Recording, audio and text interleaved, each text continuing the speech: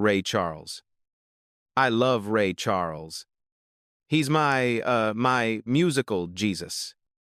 I remember when I first started playing in school. I had a group called Billy Preston and the Bills, and we did nothing but Ray Charles songs. And it was also a pleasure because I got a chance to work with, you know, artists we don't normally get a chance to play with. Leon Russell and Eric and all the musicians that were there.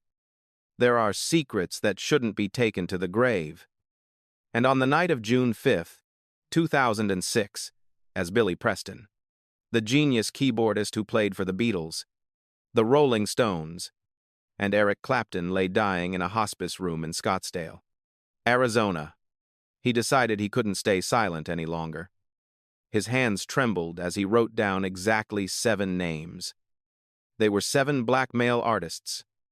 And with his final breaths, he confessed. These were his secret lovers, the forbidden nights no one ever knew about. And the first, the one who opened the door to that chain of painful memories, was Richard. No stranger, but little Richard himself, a rock and roll legend once hailed as the original wild soul of American music, and the very first man who left an unshakable mark on Billy Preston's childhood. Let's get into the story right now. Let me know where you're watching this from in the comments.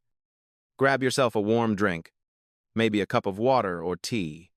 Sit back, and let's start this journey together. 1. Little Richard. Spiritual father or demon? His real name was Richard Wayne Penman. Born December 5th, 1932 inches, Mon, Georgia. Richard was the son of a bootlegger and a devout Christian mother. From an early age, he lived in constant pull between the church and the night, between sermons and rock drums, and he chose to stand right in the middle, refusing to let go of either, screaming with both. In 1955, with the release of Tutti Frutti, he stunned America with a performance style no one had dared to try before. Makeup, flashy clothes, wild vocals, and no effort to hide his sexual orientation. In the 1950s, when even Hollywood dodged all things queer, Richard openly told people backstage he slept with men and that he had no regrets. In 1956, Tall Sally shot him to the top. Both Elvis Presley and James Brown called him an idol. But behind the spotlight, Richard's life was a blur of parties, sex, and constant running. It was during his most famous years in the summer of 1958 that Richard visited a revival meeting in Los Angeles. There, and one one-year-old boy was playing the organ. His name was Billy Preston, and he played like God had borrowed his hands to speak. When the hymn ended, Richard walked straight to Billy's mother. No hesitation, no small talk, and said, "I want to take him on tour." Days later, Billy left home, stepping into a journey he had no idea how to navigate. From 1958 to 1962, Billy lived almost entirely by Richard's side. They performed across America. They shared hotel rooms from Memphis to Chicago, New York to Paris. Richard called Billy baby, and Billy called him Daddy. At first, people thought it was just a sweet nickname between mentor and student. But then came the nights Billy didn't show up. In the mornings he sat silent at the keyboard, eyes red. Some heard fights behind closed doors. Some saw Billy walk out head down, arms wrapped around himself like he'd just survived something unspoken. One night in July 1959 at the Lorraine Hotel in Memphis, a staffer vividly remembered Richard slamming the door behind Billy. Music, laughter, then silence. The room stayed quiet for 2 hours. When the door finally opened, Billy stepped out without a word. And from that night on, the tour crew said he wasn't the same kid anymore. Richard stayed the same. Explosive, wild, electric on stage. But to Billy, he was no longer just a mentor. He had become something Billy couldn't escape and couldn't name. Billy never revealed the details, but the pain showed up in his music. On a 1981 TV show, while performing You Are So Beautiful, he changed the final lyric. If you listen closely, you'll hear him whisper, "Why? Richard? Why?" Little Richard in public was a symbol, but in private, his life was a storm of chaos. He was arrested in 1962 for possessing gay porn. He attended out-of-control sex parties in St. Louis. Once police had to intervene when a group of teenage boys appeared at his hotel. After that scandal, Richard declared he was returning to God and moved into a monastery in Alabama from 1970 to 1975. But he returned to showbiz and once again bragged about boys so beautiful they made me go crazy. He was always searching for redemption but never gave up the sin. He preached virtue, then admitted he'd pray and walk straight into the dressing room to have sex. That was who he was. Contradictory. Impossible to pin down. Not even by himself. And Billy Preston was part of that chaos. A part Richard never acknowledged. Not once mentioned in his later years. No apology. No explanation. But in a final interview in 1999, when asked what haunted him the most, Richard hesitated, then quietly said, "There was a boy. I held his hand, and I don't know when I let go." When Richard died on May 9th, 2020, the press celebrated his legendary music, his global impact. But no one mentioned Billy Preston. No one asked about the boy who followed him for 4 years, who was once called his son, who shared hundreds of nights with him in rooms where no one else was watching. Only Billy, in the final moment of his life, dared to say what both had kept hidden for nearly half a century. Not to take revenge, not to expose, just to acknowledge. The first name on the list was Richard, the man who gave him music and took away his childhood. 2. Sly Stone, the man who sent Billy Preston spiraling. There was no warning that after Richard, the second name Billy Preston whispered on his deathbed would be Sly Stone.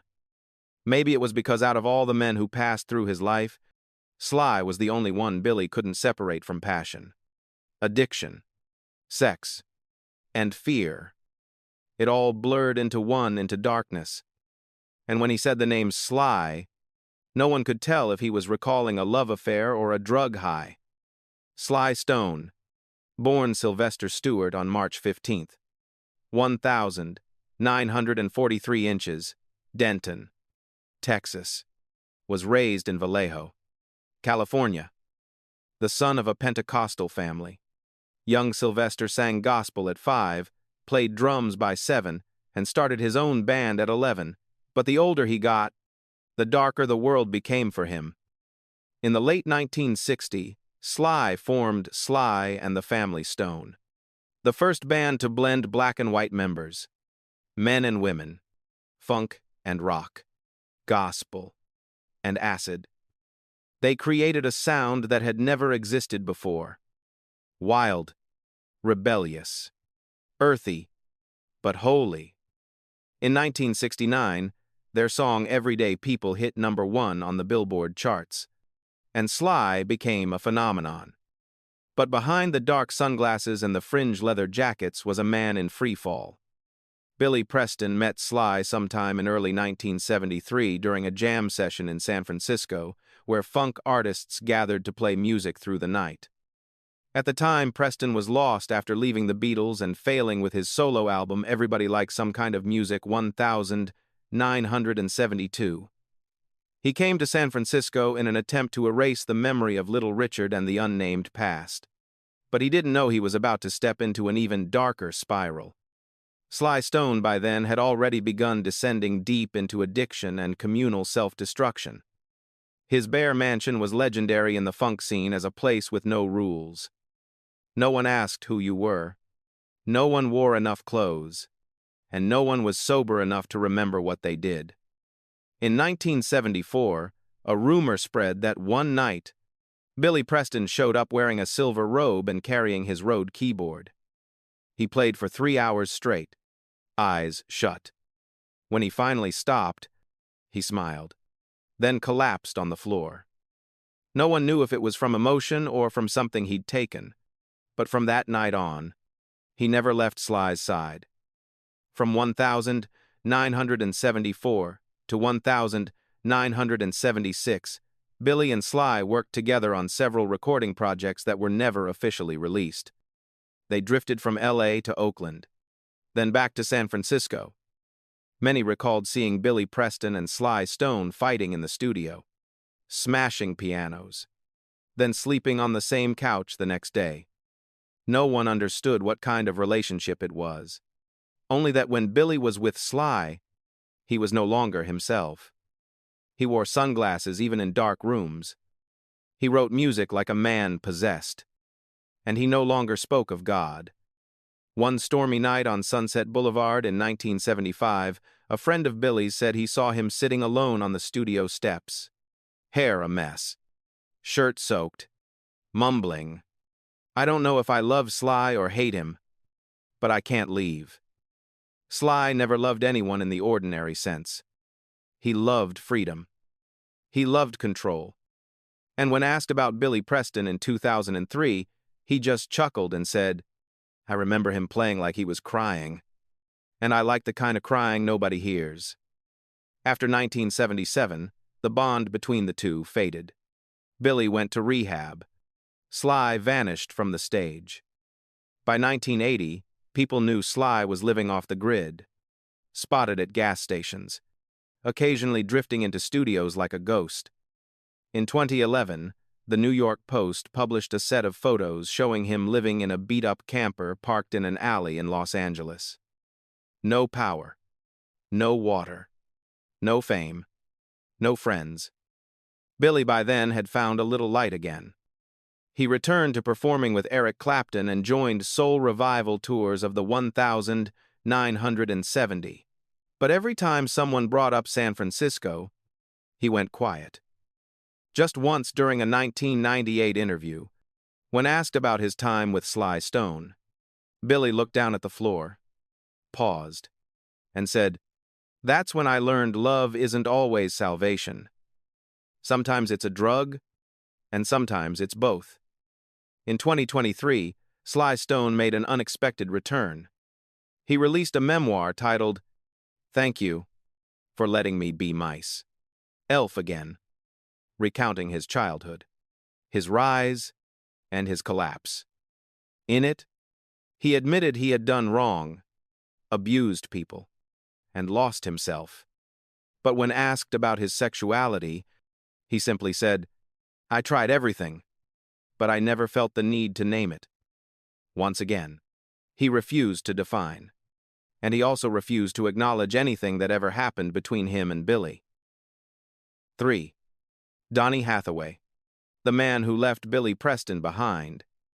Among the 7 men who passed through Billy's life, there was only one who never actually stepped in and yet left the deepest scar. That man was Donnie.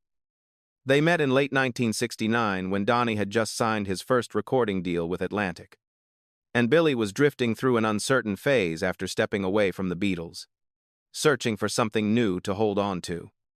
Atlantic Studios in New York was where they crossed paths for the first time.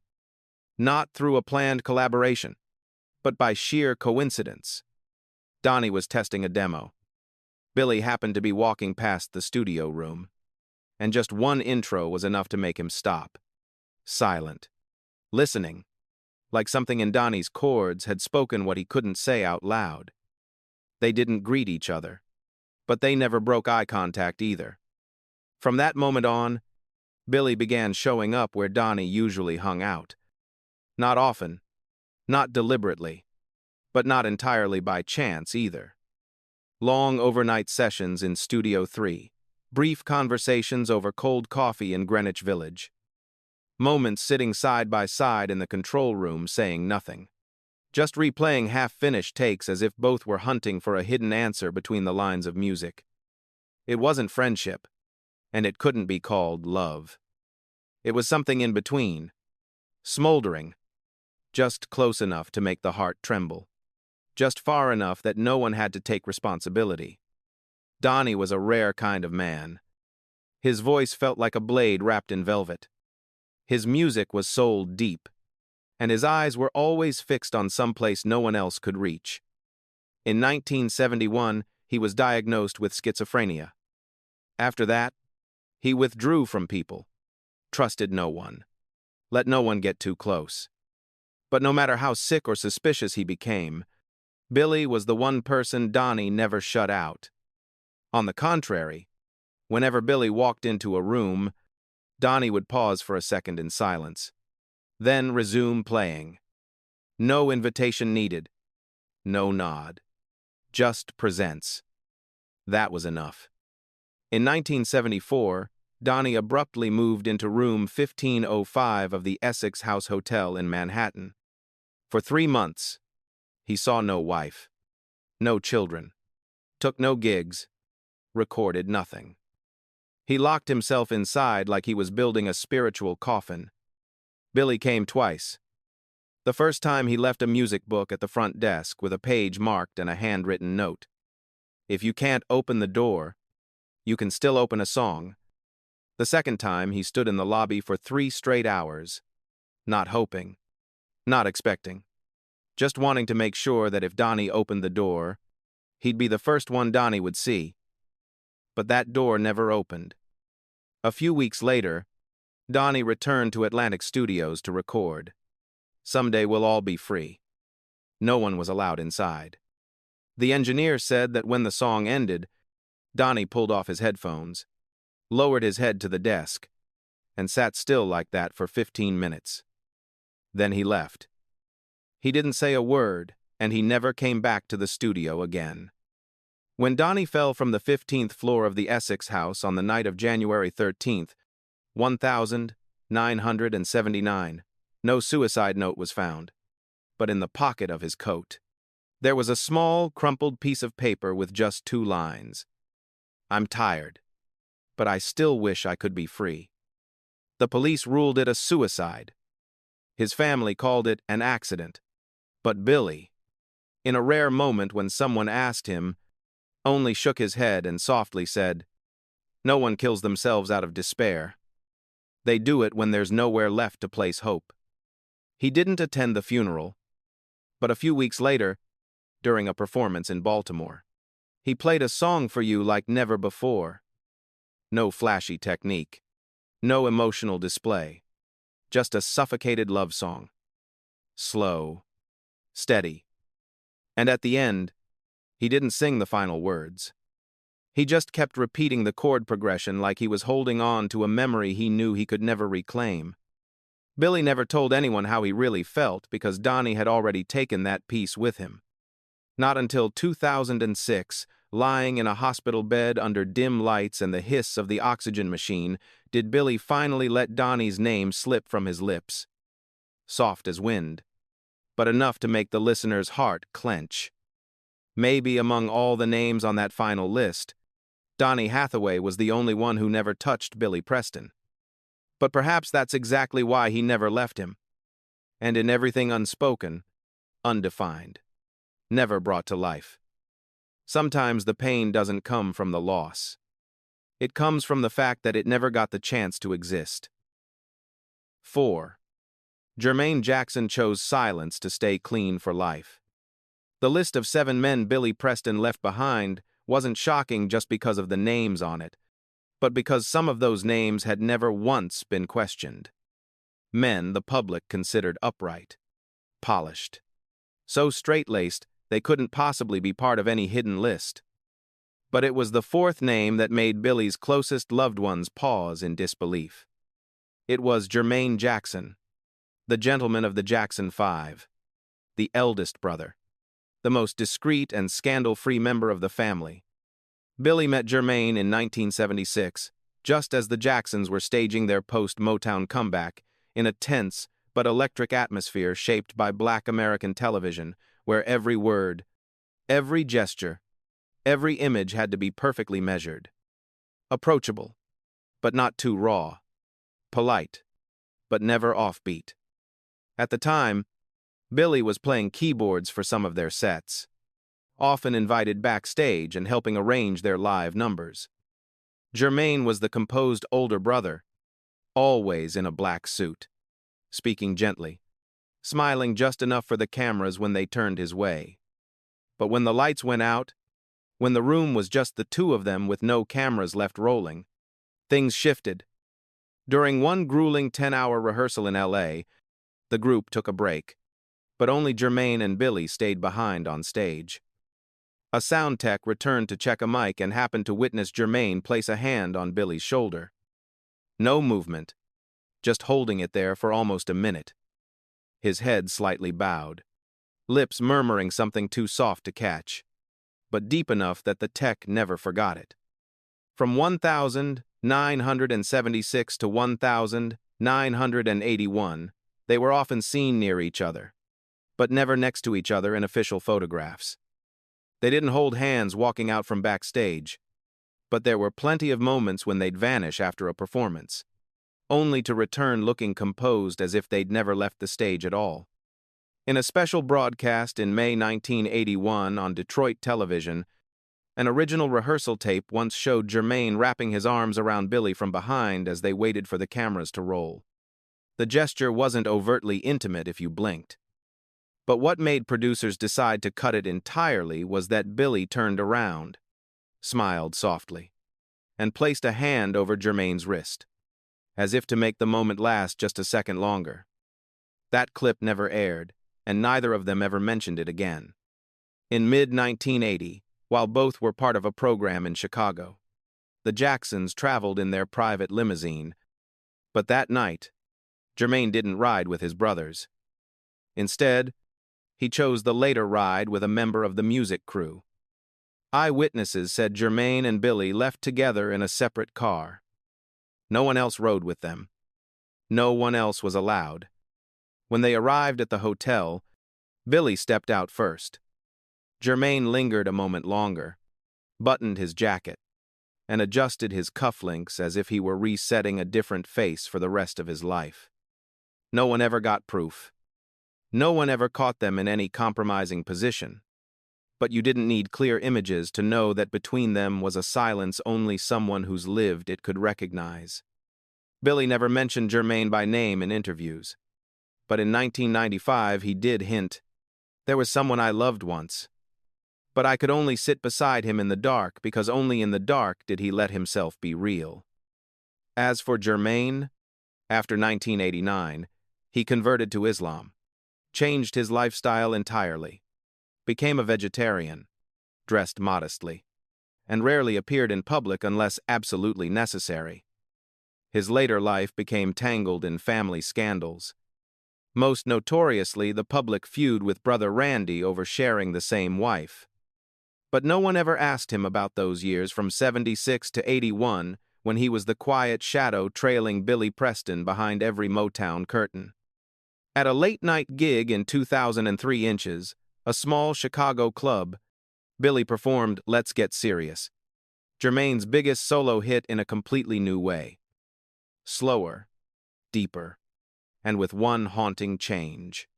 He swapped Loving You for Losing You. No one commented. But the old tour crew exchanged quiet glances, and they all knew that song wasn't a cover anymore. Maybe Germaine Jackson will never confirm anything.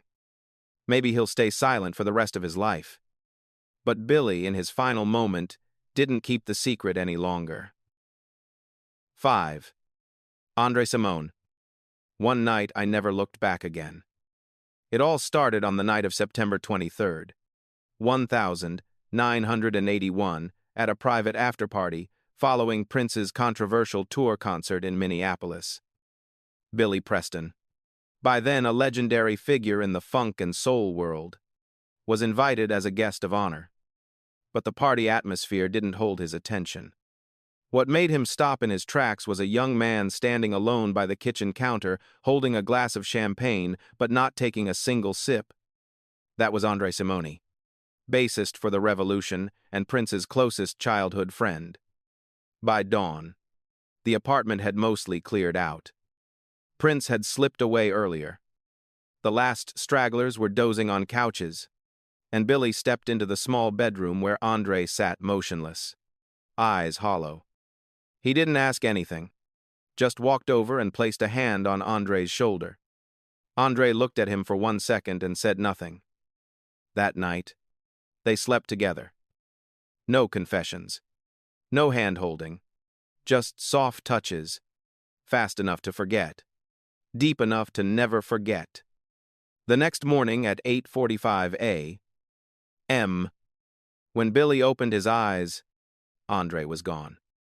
No note on the table, no message on the phone. The pillow beside him was still warm, but the door had been locked from the outside. And from that moment on, they never spoke of it, not once. In the months that followed, Billy tried several times to connect with Andre during sessions at Sunset Sound in Los Angeles, but Andre kept his distance. One crew member recalled a moment when Billy placed a hand on his shoulder and Andre jerked away, saying, "We slept together. That's enough. Don't make this any harder for me." On February 5th, 1984, Andre dropped out of the Purple Rain tour just before launch, refused all calls, and by March had moved out of Minneapolis. Rumors swirled that an older male artist had haunted him to the point he couldn't stay. No names were said, but in an old blog called The Purple World, someone wrote, "The one person Andre wanted to forget left the deepest mark." Later, Andre's solo career launched bright with the Dance Electric, but quickly stalled, allegedly blocked behind the scenes by Prince. His second album flopped, the tour was canceled, and the press turned cold. By 1986, he disappeared from the spotlight and shifted to producing small projects. For over 30 years, Andre nearly vanished from public view, like something had genuinely terrified him into hiding. 6. Luther Vandross, the bedfellow who never dared to face it. Strangely enough, out of all 7 names Billy Preston left behind before he drew his final breath, Luther Vandross was the most controversial. Not because their relationship had ever been public, but because it had never even been acknowledged. And that made it hurt more, last longer, and cling tighter than any real love ever could. Luther Vandross, born April 20th, 1951 inches, New York, was one of the greatest R&B voices of the 20th century. With hits like Never Too Much, Here and Now, and Dance with My Father, he always stood quietly behind the mic like a proud gentleman, avoiding all noise, keeping his private life sealed like a windowless room. Never married, no kids, no leaked scandals about his sexuality. He lived alone for decades in his Upper West Side apartment. The only person who ever dared get close to the truth was Patti Lee in a 2017 interview. Luther never wanted to disappoint his mother, so he kept that secret to the grave. Billy Preston knew that, and maybe that's exactly why he fell. Between 1983 and 1989, Billy and Luther often crossed paths at major events. The Soul Train Music Awards, BET Galas, charity concerts. Billy played keyboards for a few of Luther's shows, most notably at the Radio City Music Hall in November 1986. In a leaked backstage clip from that year's BET Gala circulated on fan pages, you can see Billy and Luther standing in the corner talking for 3 minutes with no audio. Luther's gaze, downward, evasive, visibly tense, was the opposite of Billy's look. Desperate, tender, pleading. A stagehand recalled, "I'd never seen anyone look at Luther like that. And I'd never seen Luther allow anyone to look at him that long." But it didn't stop at looks. One night, late in the winter of 1985, after a fundraising party at the Beverly Wilshire Hotel, Billy was driven home in a private car. But instead of going home, he went to a small apartment off Sunset Boulevard. a place Luther rented whenever he was in L.A. No one went with them. No driver. The doorman only confirmed. I saw them walk in at 110 A.M. The next morning, only Luther came out. Billy never told the full story. But according to a close friend, during his final weeks in Scottsdale, half conscious and drifting, he whispered one line. We slept together. Just once. And the next morning, he left like I never existed. Luther died on July 1st, 2005, after years of battling diabetes and a 2003 stroke that left him unable to speak. His family refused to answer any questions about his sexuality. The backstage photos, the edited clips, the stories from friends, all were denied behind a solid wall of silence. Billy didn't stay silent. He wrote Luther's name in the boldest ink on his final list. No crossouts. No hesitation. When the nurse asked why he held on to the name of someone who never loved him back, Billy simply said, "Because I was the first person." He let go of control even if it was just one night. 7. Michael Jackson. The last name was never spoken until then. No one expected the last name to be Michael. Even the nurse standing beside Billy Preston at that moment was so stunned she dropped her pen on the floor. But Billy didn't smile, didn't explain. He just stared into the empty space ahead of him as if he'd finally dared to say aloud what he'd buried for over 30 years.